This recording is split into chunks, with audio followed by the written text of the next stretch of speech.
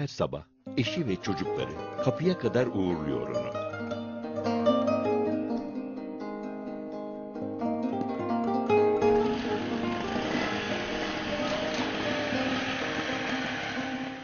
Sonra atlıyor motosikletine, doğup büyüdüğü Merzifon'un ezbere bildiği sokaklarını geçe geçe varıyor işine.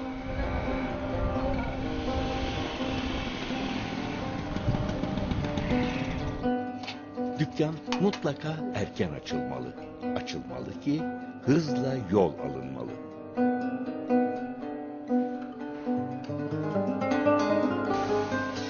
Burası yıllardır çocuklarının ekmek kapısı.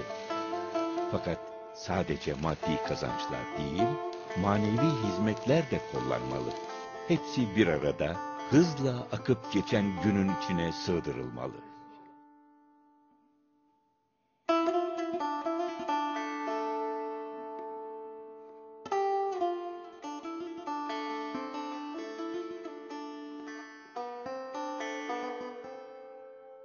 O, toplum içinde örnek alınan bir kişi.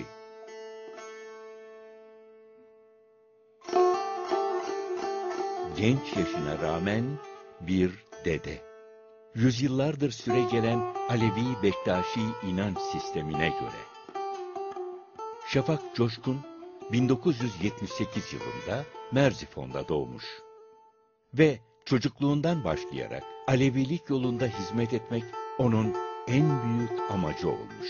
Toplumda dede dendiği zaman hal ve hareketine, tavrına, toplum içerisinde yaşama şekline örnek olması gereken bir zat anlamına gelen bir ifade. Bizler de bu yola çıktık. Tabii yaşım genç, toplumda alışılmış, işte dede deyince aksakallı, bıyıklı, yaşlı.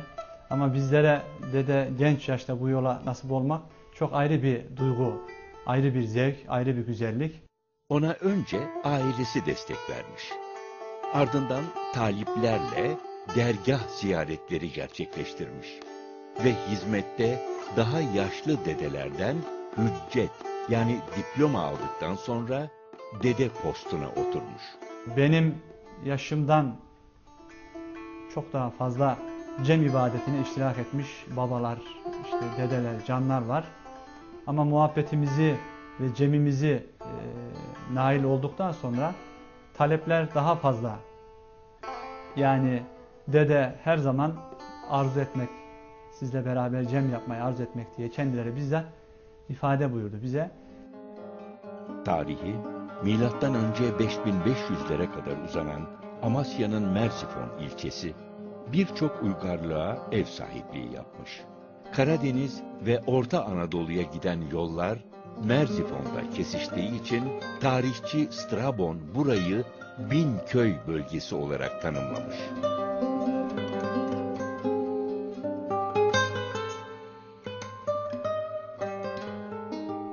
Merzifon'da çok sayıda Alevi köyü bulunuyor.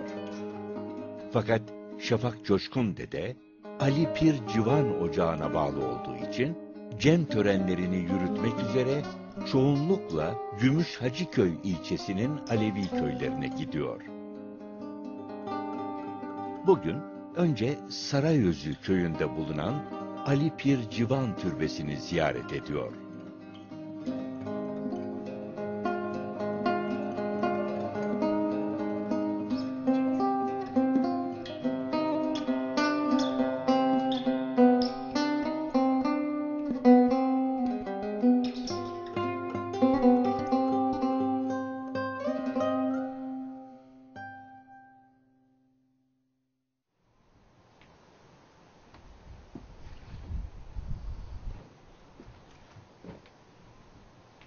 Kendisinden önce yaşamış onlarca dedenin yaptığı gibi, pirinin yüzü hürmetine bu ziyareti gerçekleştiriyor.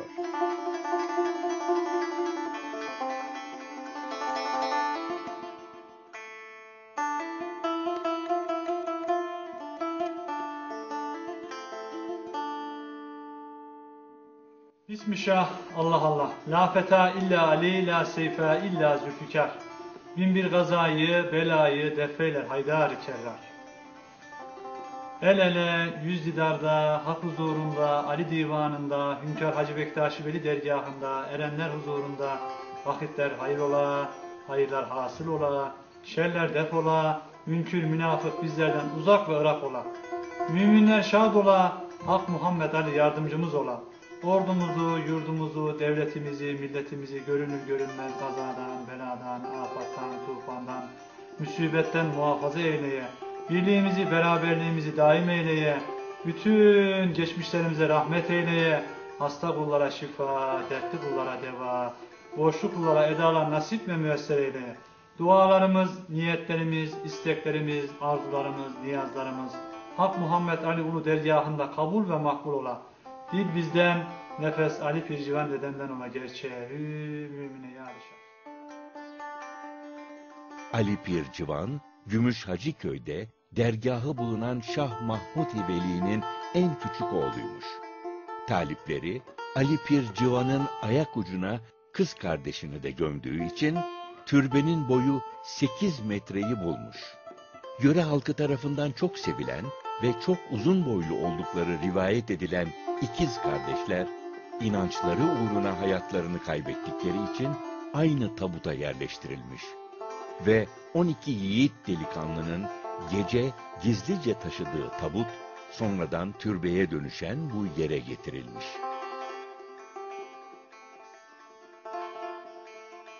Şafak Coşkun Dede az sonra Gümüş Hacıköy'de düzenlenecek cem ibadetini yönetecek.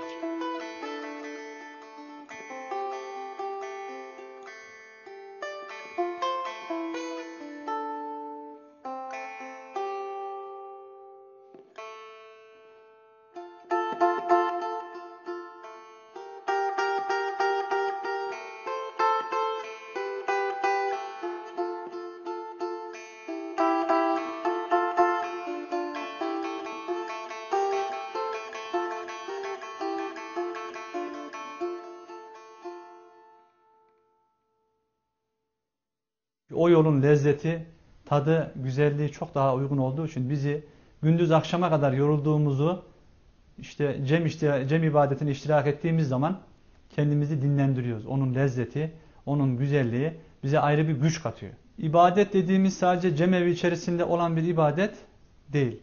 Toplum içerisinde de yaşamamız gereken, eşimizi aldığımız zaman da bir ibadet. Eşimizin ihtiyacını karşılamak, kimseye muhtaç etmemek bir ibadet. Toplum içerisinde komşularımızla yaşamak, güzel duygular paylaşmak, o da bir ibadet.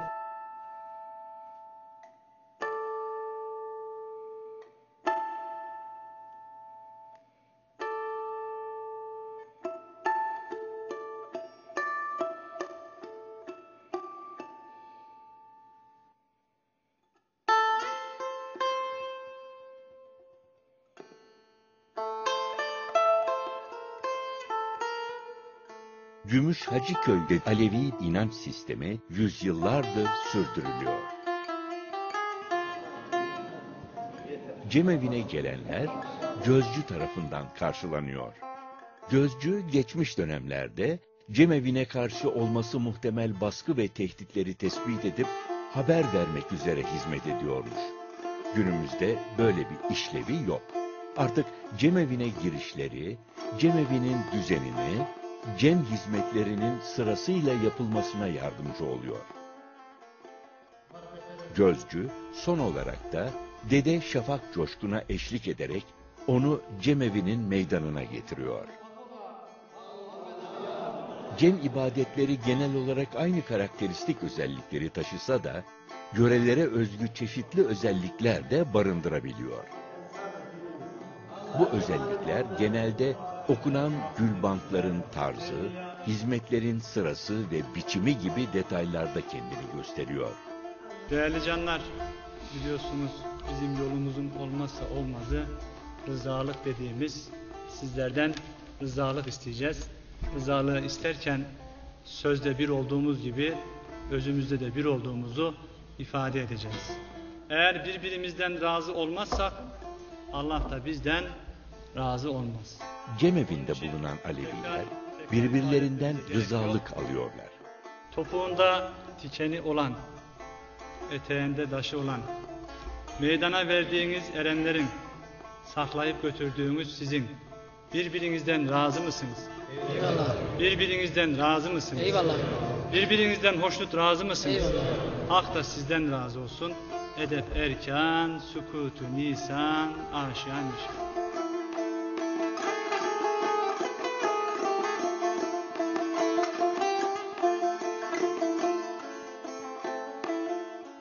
Alevi Bektaşilikte insana saygısızlık, Allah'a saygısızlık olarak değerlendiriliyor. İnsanın rızasını almak, Allah'ın rızasını almakla eş değer kabul edildiği için Aleviler halka namazları başlamadan rızalık almaya çok önem veriyorlar. Selat ve selam sana olsun ya Resulallah. Selat ve selam sana olsun ya İmam Ali'yel Mürteza. Allah Allah. Selat ve selam sana olsun ya Fatımatul Kübra. Selat ve selam sana olsun ya İmam Hasan-ı Mürabba. Allah Allah. Selat ve selam sana olsun ya İmam Hüseyin-i Şehid-i Kerbela. Selat ve selam sana olsun ya İmam Zeynel Aba.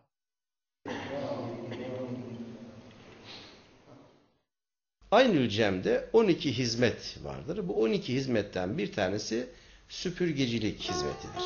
Bu şekilsel anlamda bir süpürgenin yere sürülmesi, tozların toparlanması gibi algılanırsa da esas itibariyle insanların gönüllerinin arındırılması, gönülde hiçbir kirin, pisliğin kalmamasını, ancak Cenab-ı Hakk'ın tecellisinin bu şekilde olabileceğini sembolize etmek için süpürgeci hizmeti yapılır. Tüm Alevi cemlerinde değişmeyen süpürgecilik hizmetinin ardından el suyu hizmetine geçiliyor.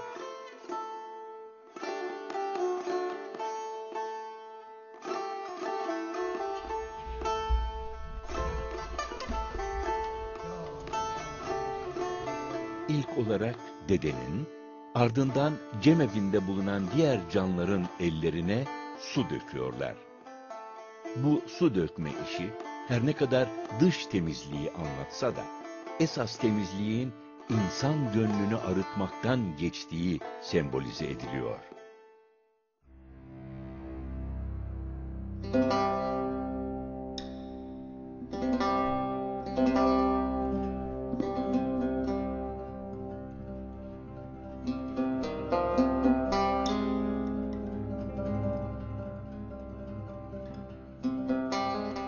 Bismillah, Allah Allah, dualı eller, makbulü fiiller, evliya, enbiya hizmetleri geri kalmaya, şit peygamberin şefaati cümlemize nasip ola. Bir bizden nefes Hazreti Pir'den ola gerçeği mümine yanişan.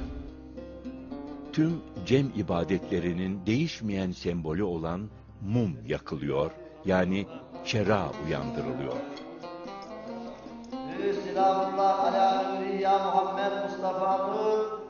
Selamullah ala nuri İmam Ali'ye Murtaza Nur. Selamullah ala nuri Muhammed Mustafa Ali'ye Murtaza Ehlebeydi müjdevara salavat.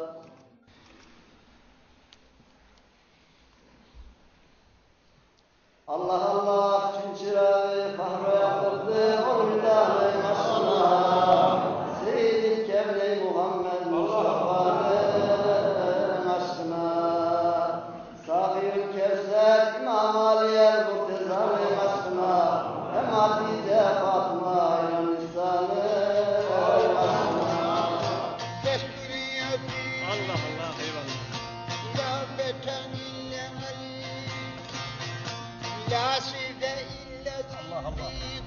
Allah Allah. Muhammed Mustafa yaktı bu deli. Ali'yel Murtaza yaktı bu deli. Hatice'tül Kübra Fatıma-tı Zühre Şah Hasan-ı Hürriyet Şahsız Kerbela yaktı bu deli. Şalvin Elaba Muhammed Bakır Cafer Kadir Musa İrican yaktı bu deli. Allah Allah. Şaktı ben Nahem Hasan Laskeri. Benim halim sana malum. Allah Allah. Gel derdimize dermanı.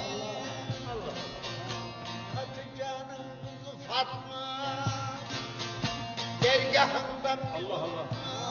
Allah Allah. Didarından mahrum etme. Gel derdimize derman.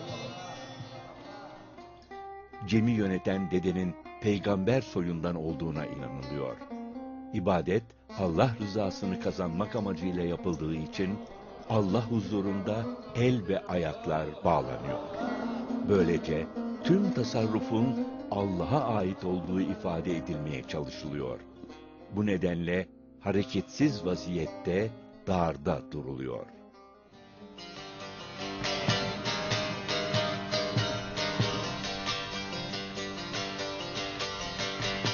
Hak kerem eylerden nura batmaz mı? Arz eyleyip cemevine gelen.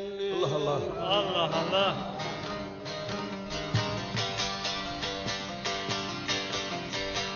Dayım boş gelenler dolu gitmez mi? Arz eyleyip cemevine gelenler.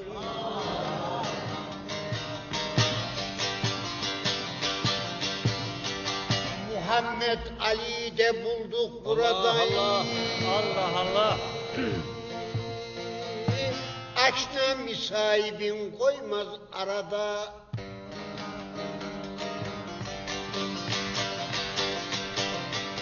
Sıdkınan gelenler erer murada, arz eyleyip cemevine Allah gelenler. Allah. Aşık Hüseyin Kırca köyünden 76 yaşında ve 16 yaşından bu yana cem ibadetlerinde aşıklık yapıyor. Vücudum halluluktan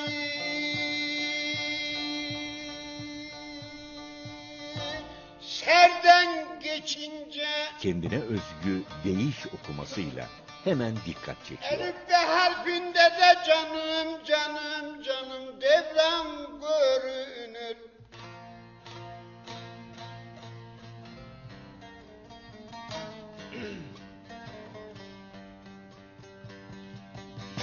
Tebarek eden Allah, Allah, Allah, Allah, Allah.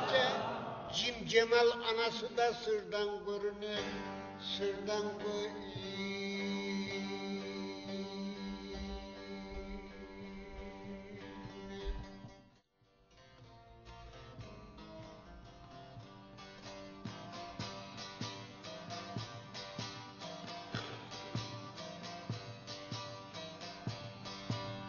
Gel gönül mülküne gir nazar eyle, muhabbet arz eder hallerimiz var.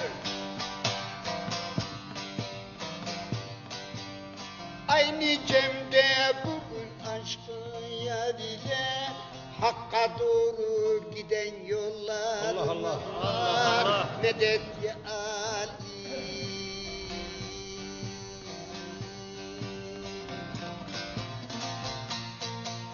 Söylediği nefeslerin anlam derinliği yüzüne yansıyor.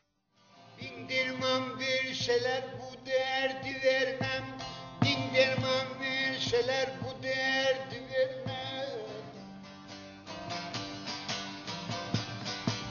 Hemen kalbe evimde mihmana benzer canım, canım, canım, canım.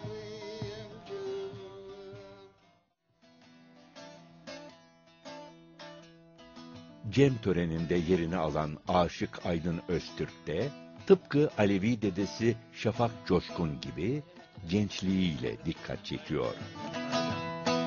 Şükür bizi bu meydana, şükür bizi bu meydana getirenin demine hü. Allah Allah.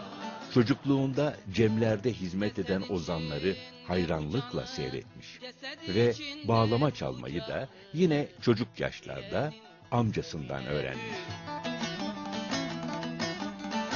Cesed içinde bu canı, cesed içinde bu canı getirenin demine hü. Gençlerin bu yola daha çok önem vermesi gerekiyor.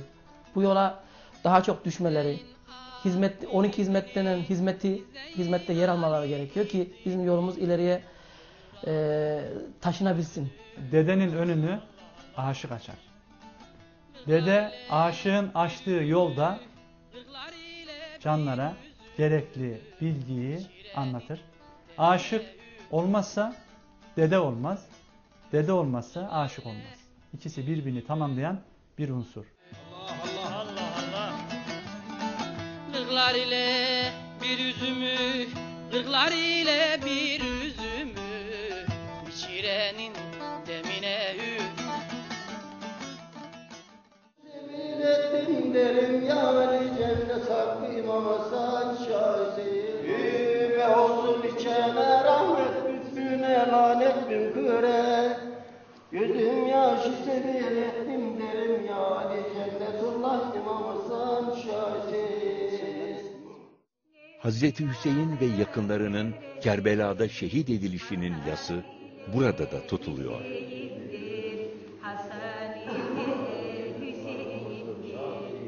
Kerbela'nın yazıları şehit düştü gazile. Mersiyeler okunuyor. Kuzuları Hasan ile Hüseyin'dir. Fatıma'na kuzuları Hasan ile Hüseyin'dir. Mersiye adı verilen Hazreti Hüseyin'in Kerbela'da çektiği sıkıntıları anlatan bestelenmiş şiirlerin, deyişlerin okunduğunu görüyoruz. Aynı cemlerde mersiyeler son derece önemli bir yer teşkil etmekte.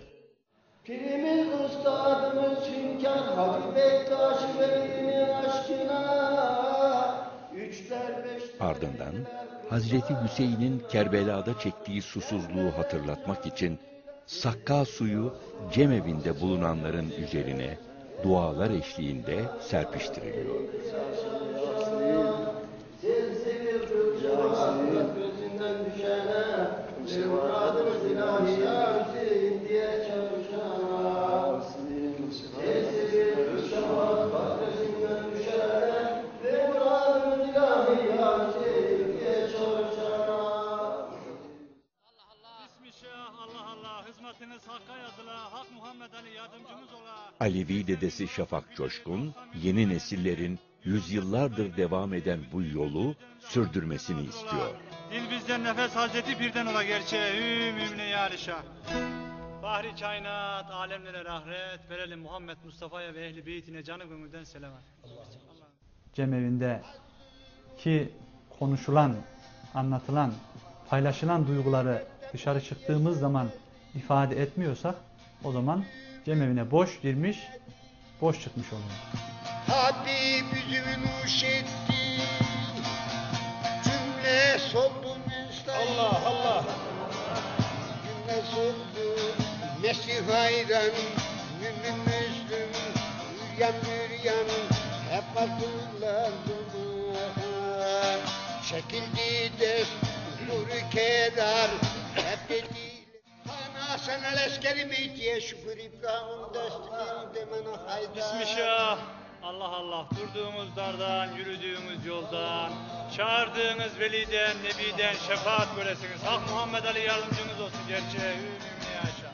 Semahla ilgili yapılmış çalışmalarda, yapılmış araştırmalarda semahın tamamen kutsal mekanlarda ve ibadetin içinde yapılmasının doğru olduğu konusunda bütün ilgililer hemfikirdir. Aşk ola, Hak Muhammed Ali yardımcımız ola. Erenlerinde uyudum yattım, Ömer dünyasında umuma battım, Ömer ile bile hemzama hattım. 12 İmam Şah-ı Merdan önünde dur.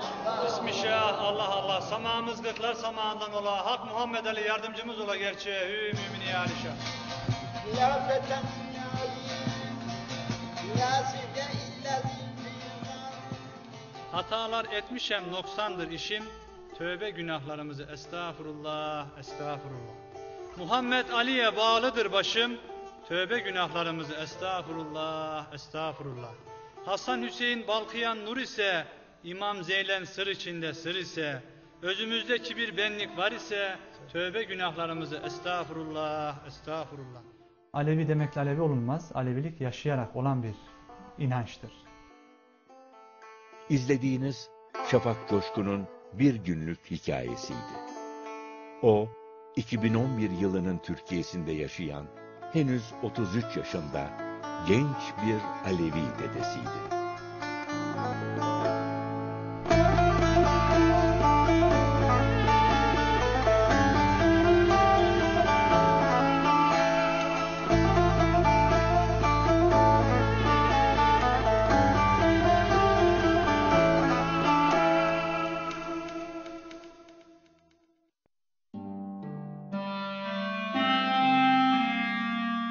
Türkiye'yi ve Türk milletini yakından ilgilendiren önemli olaylar. 1958 yılında meydana gelen